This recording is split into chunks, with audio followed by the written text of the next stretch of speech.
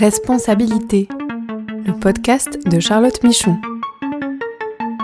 Droits humains pour comprendre les nouvelles obligations des entreprises.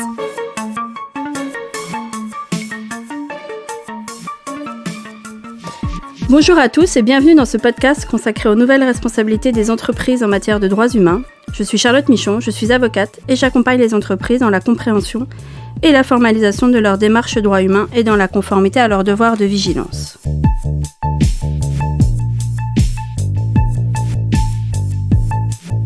Nous allons parler aujourd'hui des contentieux liés aux devoirs de vigilance.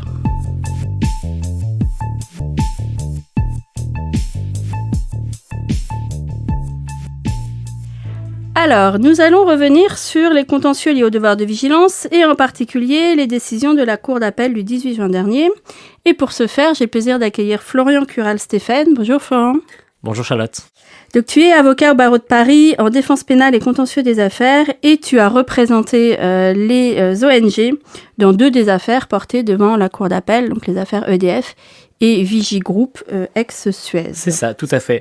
Alors je les ai pas représentés seuls, j'étais également accompagné de ma consoeur Julie Février. Et ces décisions, on peut y revenir brièvement, je sais que tu as déjà fait un podcast sur le sujet, mais pour retenir un peu l'essentiel de ces décisions qui ont été un peu sacralisées sur la partie recevabilité et notamment sur la lettre de mise en demeure, reprendre un peu les règles qui sont prévues par la loi, tout simplement. Dans ce type de contentieux, quand on a une action en injonction, il faut tout simplement adresser en premier lieu une lettre de mise en demeure à la société qui est débitrice du devoir de vigilance. Dans le cas où celle-ci ne respecte pas son devoir de vigilance, c'est-à-dire à la fois établir et publier un plan de vigilance, mais également mettre en œuvre de façon effective ce plan de vigilance. La règle, elle est très simple. Il faut attendre 3 mois à compter de la lettre de mise en demeure et ensuite on peut assigner. Il y a eu donc divers sujets relatifs à cette mise en demeure dans le cadre de ces contentieux. Premièrement, on s'est posé la question, puisque ça a été soulevé par les conseils des sociétés donc EDF et Suez, mais Vigigroup, le fait de dire qu'il n'y avait pas de mise en demeure. Alors sur 3 points, il n'y avait pas de mise en demeure adressée conformément aux dispositions de la loi, puisque la mise en demeure visait un plan et que l'assignation visait un autre plan. Également, il y a eu un sujet puisque certaines mises en demeure, notamment dans le dossier EDF, il y avait certaines parties qui avaient signé la mise en demeure, alors que dans l'assignation, il y avait des nouvelles parties. Et enfin, il y avait un dernier sujet, à savoir les éléments qui étaient visés dans la mise en demeure étaient différents dans ceux visés dans l'assignation. La Cour d'appel a pu répondre à ces 3 points. Premièrement, et tel qu'il est prévu par la loi, il n'y a pas d'obligation de viser le même plan de vigilance dans la mise en demeure et dans l'assignation. Deuxièmement, peu importe que la partie n'ait pas été signataire de la mise en demeure, elle peut assigner ensuite, à partir du moment où une mise en demeure a été valablement délivrée et qu'on a respecté un délai de 3 mois. Cette partie peut donc agir dans le cadre d'une action en injonction pour faire modifier le plan de vigilance ou, s'il n'y a pas de plan de vigilance, établir un plan de vigilance.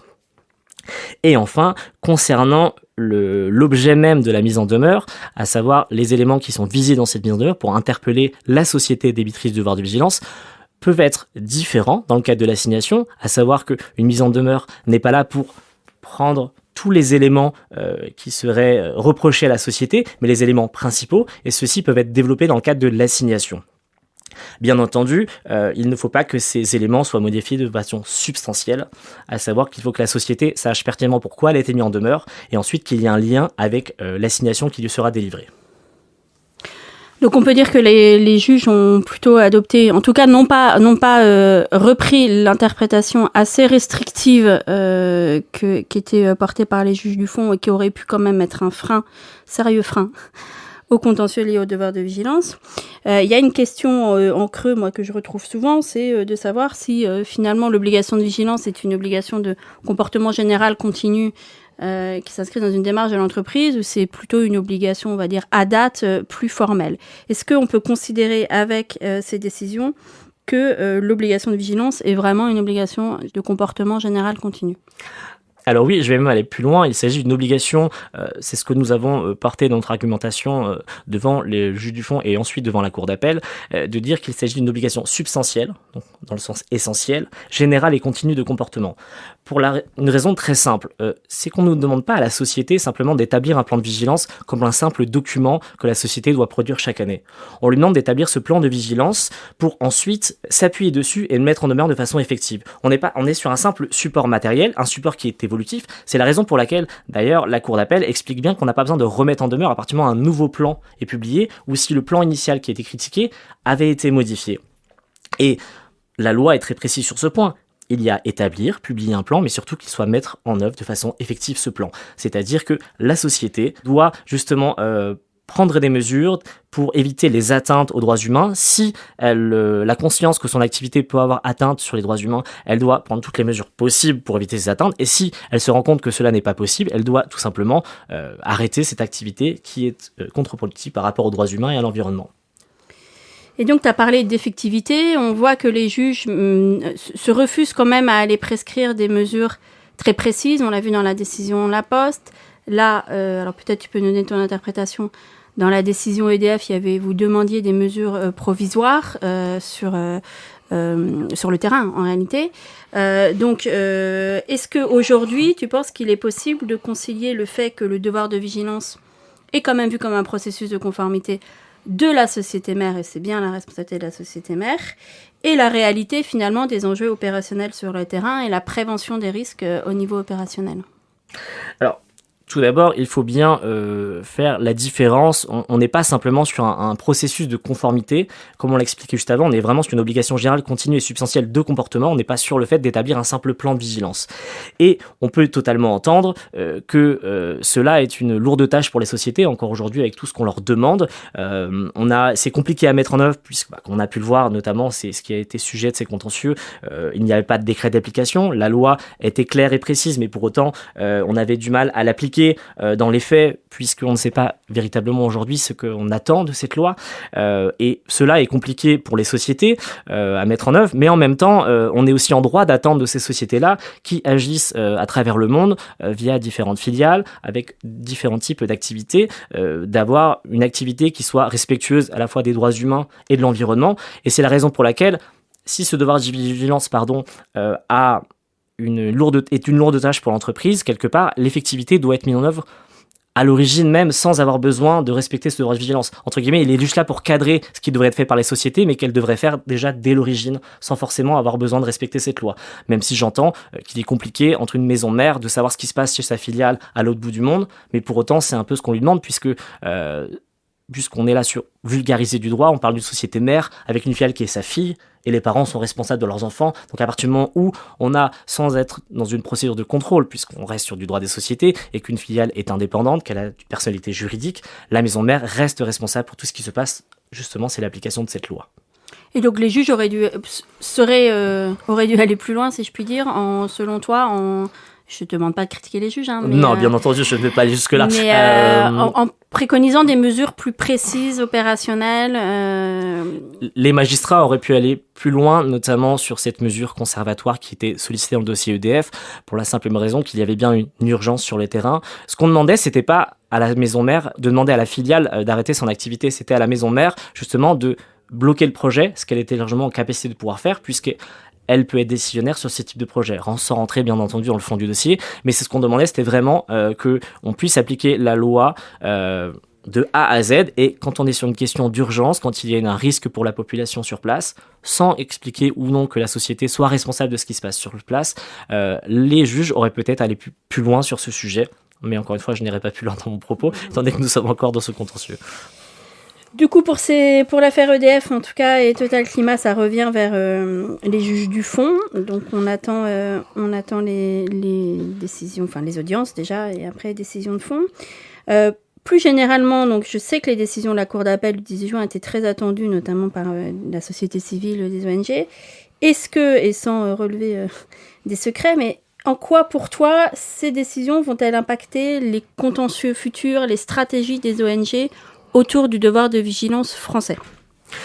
Alors, je suis pas forcément à l'aise avec le terme stratégie pour les ONG, pour la simple et bonne raison que les ONG ne sont pas là pour aller casser du sucre sur le dos des sociétés. Elles sont là pour faire respecter et appliquer la loi telle que le devoir de vigilance, et elles ont aussi comme noble but de faire respecter et qu'il n'y ait pas d'atteinte aux droits humains et à l'environnement. Elle parle elle-même de contentieux stratégique, mais... Elle parle de contentieux stratégique, certes. Mais pour autant, je représente les ONG dans ces décisions, mais je reste avocat et suis avocat à la fois des ONG ou des sociétés. Il n'y a pas de sujet sur la question. Mais ce qui est certain, c'est que les personnes physiques comme les sociétés, les ONG ont un intérêt, une qualité à agir sur ce sujet-là. Et aujourd'hui, si elles veulent aller plus loin sur ces contentieux, il est certain qu'il faudra faire attention à la rédaction de la mise en demeure, même si les magistrats mettent en évidence le fait que cette mise en demeure peut évoquer des choses et qu'on évoque différentes choses dans l'assignation. Il ne faut pas oublier certaines choses pour ne pas qu'on se retrouve avec une irrecevabilité devant les juges du fond ou la cour d'appel si on va plus loin.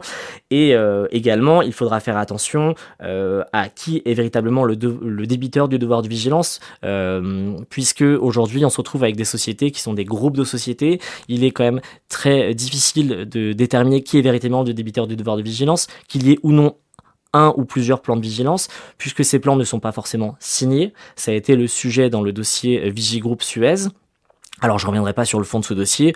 On a notre position, les conseils de société ont leur, et les magistrats ont eu une autre. Maintenant, ce qui est certain, c'est qu'il faudra être très attentif à cela. Et aussi, peut-être qu'une question se posera par rapport au délai de procédure, puisque là, on est quand même 4 ans après, on a simplement une décision sur la recevabilité, et peut-être que des discussions pourraient être plus poussées entre les ONG et les sociétés, même si aujourd'hui, dans les dossiers dans lesquels je suis, il y a eu des discussions, et si ces discussions n'ont pas abouti, c'est bien la raison pour laquelle nous avons dû aller au contentieux. On a vu l'apparition de chambres spécialisées donc sur ces contentieux dits émergents, et notamment liés au devoir de vigilance, donc la Cour d'appel en début d'année, le tribunal judiciaire de Paris en septembre, là, et je n'ai pas eu l'occasion de l'évoquer, donc je l'évoque auprès des auditeurs.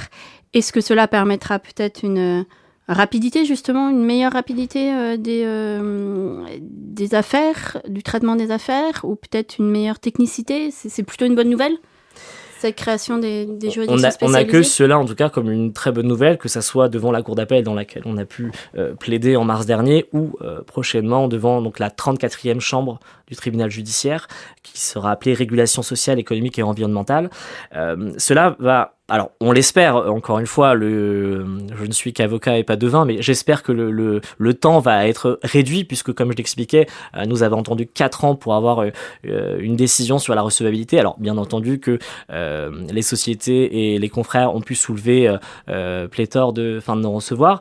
C'est dans leur droit, mais c'est pas ça qui a fait que la décision a mis du temps à sortir. Ce qui a mis la décision, c'est que malheureusement, les tribunaux sont engorgés, qu'on est face à des chambres qui n'ont pas que ces dossiers-là. Il a fallu aussi se mettre en ordre de bataille pour traiter ce type de sujet. Donc je pense qu'il y a 3 points à relever. Une contrainte de temps qui, j'espère, sera annihilée.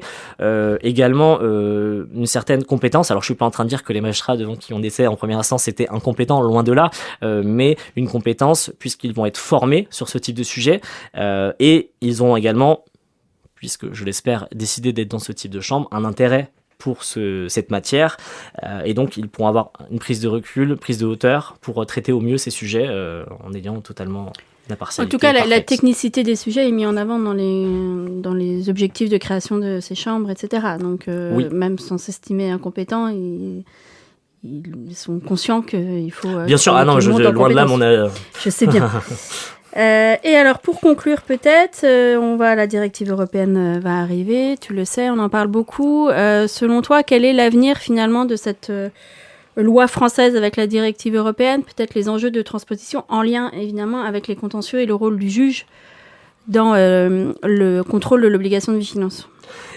Déjà, on est français, on est quand même assez fiers comme peuple. De rappeler qu'on est quand même à jamais les premiers, puisqu'on est les premiers à avoir mis en place cette loi sur le devoir de vigilance. Donc déjà, rester sur ces fondations qui étaient saines et qui étaient pleines d'avenir. Maintenant, il est certain qu'on a une directive qui doit être transposée et que cette directive va plus loin que la loi sur le devoir de vigilance. Donc il faut garder les fondations tout en faisant évoluer la loi française qu'on a actuellement. Il y a différentes évolutions qui vont être notamment sur l'autorité de surveillance, une amende, alors même qu'à l'époque l'amende civile avait été retirée sur la loi sur le devoir de vigilance française. On va avoir des seuils différents également. Donc cette loi va être amenée à évoluer. Mais je pense qu'il faut qu'elle évolue avec le même objectif qui était ceux au moment où elle a été mise en œuvre en France à l'époque, en 2017. Il y a maintenant déjà presque 7 ans. Et oui. Très bien, écoute, merci beaucoup.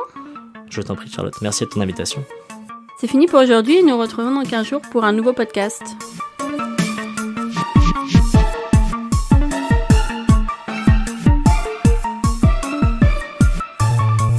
Ce podcast est proposé et présenté par Charlotte Michon.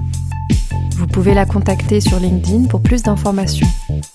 Produit par Amicus Radio, réalisé par Léobardo Arango.